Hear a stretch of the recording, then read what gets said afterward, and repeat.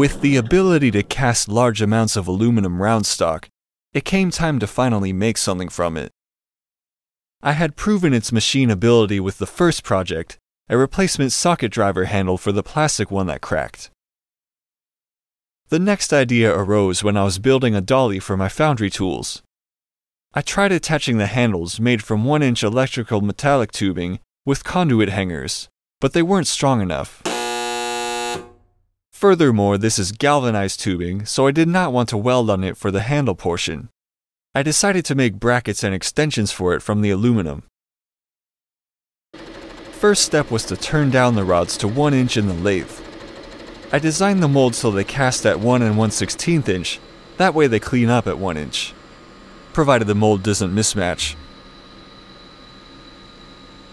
Next, I milled all 4 sides of it square.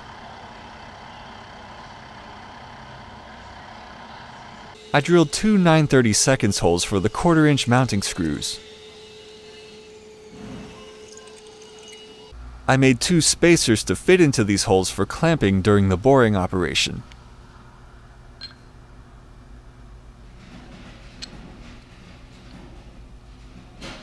Starting with the 5/8 end mill and then stepping up to a 1 inch, I machined the hole for the EMT in both pieces simultaneously. Since the tubing is measured nominally by inner diameter, the outer diameter actually measured 1 1/65, so I had to use a boring head to cut this oddball size.